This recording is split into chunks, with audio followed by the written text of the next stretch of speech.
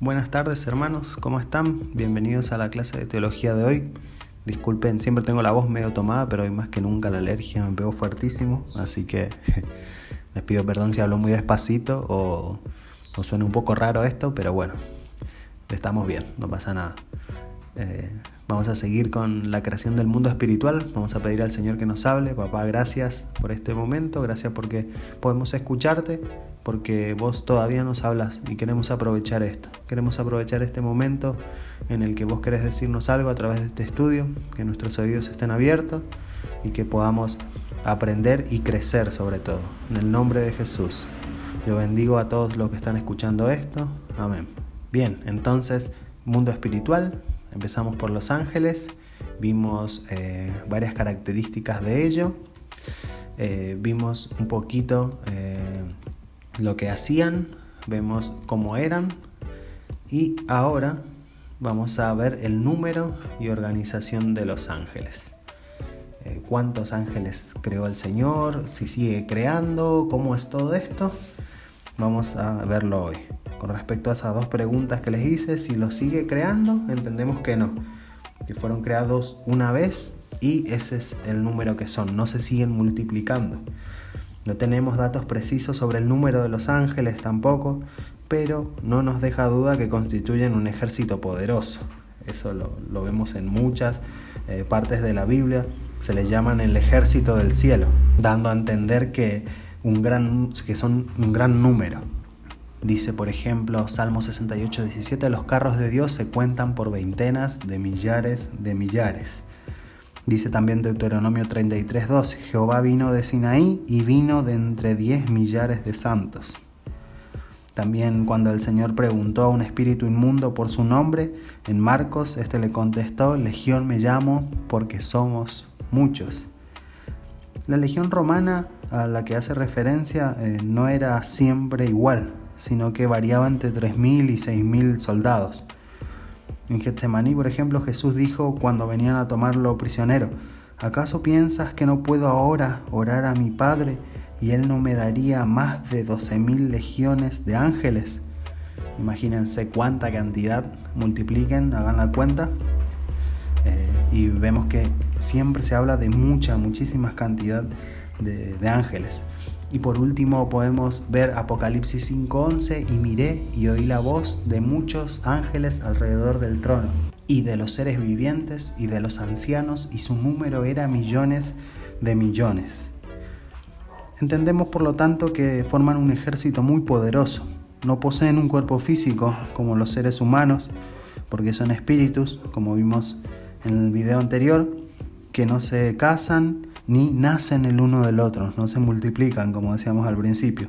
Han sido creados desde el principio y no hay por lo tanto ni aumento ni disminución de ellos. Al ser tantos, al ser muchísimos, vemos que hay una organización.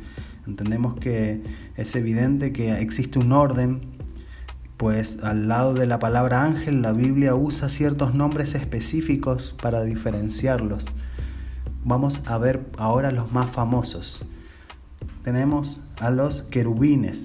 Estos se mencionan repetidamente en las Escrituras. En Génesis 3:24, que es el pasaje que yo les puse, echó fuera al hombre y al oriente del huerto de Edén puso querubines y una espada encendida que giraba hacia todos lados para resguardar el camino de la vida. Guardan la entrada del paraíso.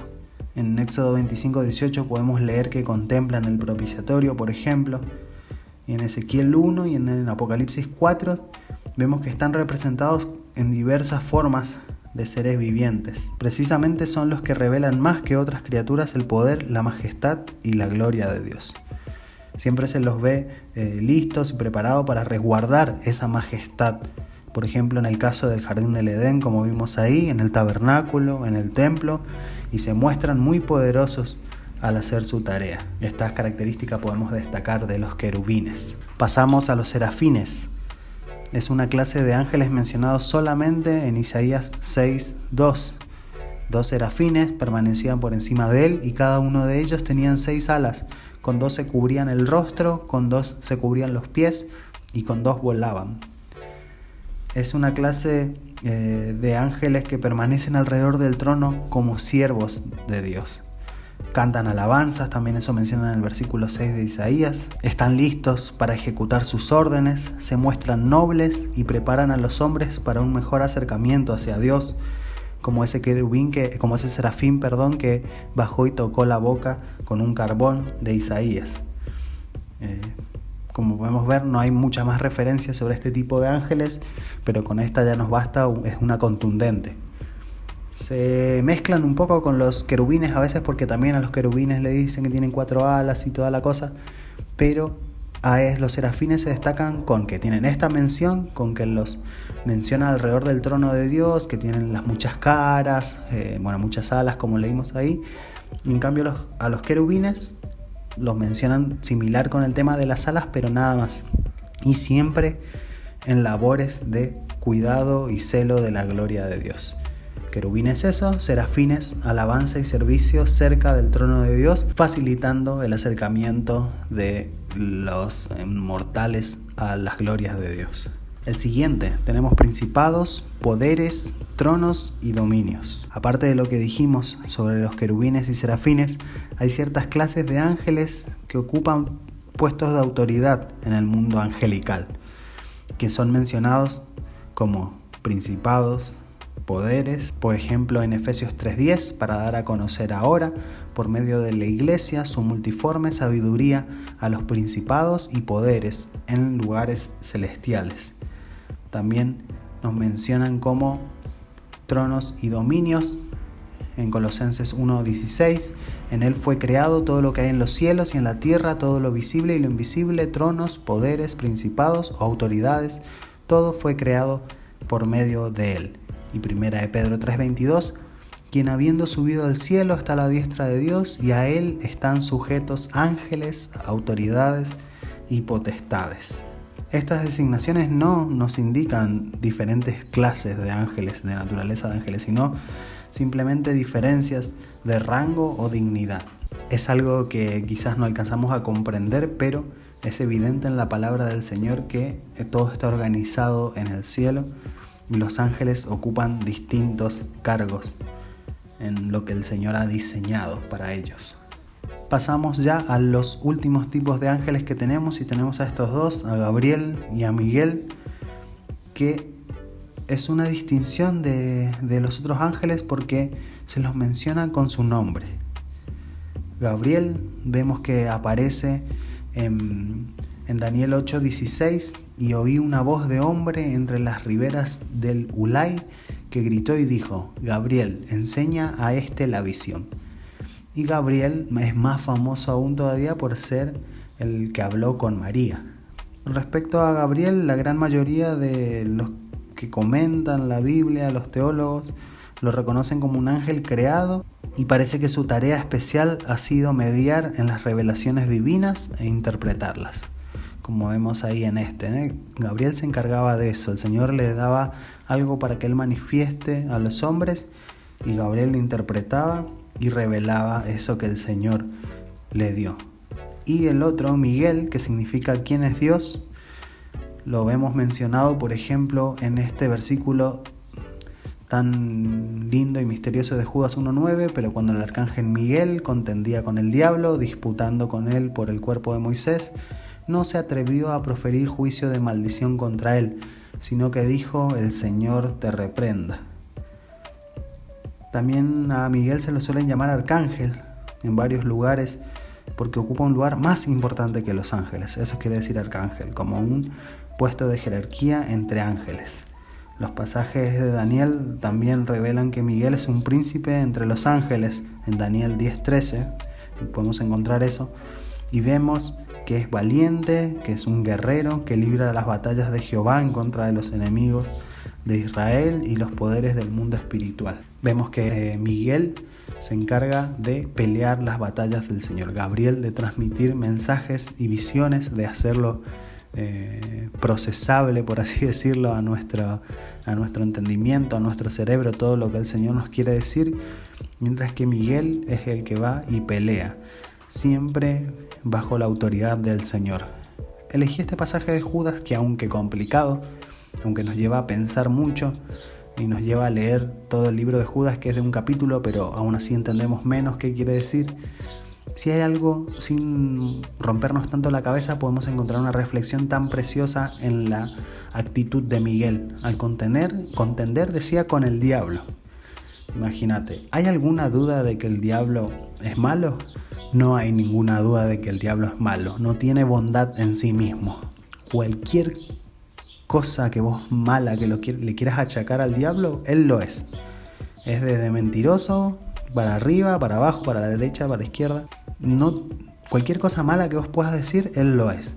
Así y todo, dice que Miguel no se atrevió a proferir juicio de maldición contra él, sino que dijo: el Señor te reprenda. Impresionante.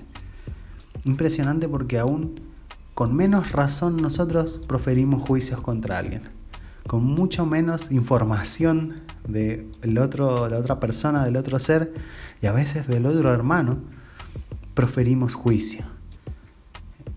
Podamos quedarnos con este último versículo y ver que el Señor se quiere hacer cargo de todas nuestras inquietudes, de todos nuestros dolores, de todas nuestras cuestiones que por ahí nos lastiman, nos hieren. Cuando está involucrado otra persona, lo mejor que podemos hacer es: el Señor te reprenda. El Señor se va a hacer cargo y nosotros poder encontrar paz en Él. Tenemos que entender que el Señor te reprenda no quiere decir: cuando yo vea que esa persona que tal esté sufriendo, esté mal, ahí me voy a sentir bien porque vi la reprimenda del Señor. No, el Señor te reprenda, tiene que significar el ya está. Yo no voy a seguir deseando, ni pensando, ni planeando algo malo. El Señor va a hacer lo que a Él le parezca justo, o no va a hacer nada. Pero yo descanso en mi Señor y no me ocupo de maldecir a los demás, sino que de hacer lo que el Señor me pidió. En este caso, Miguel estaba haciendo algo seguramente que el Señor le pidió y no se desvió ni siquiera a insultar al diablo, con toda la razón que podía haber tenido. Ni siquiera eso lo movió de su objetivo, que era algo que el Señor le había pedido, una batalla que pelear.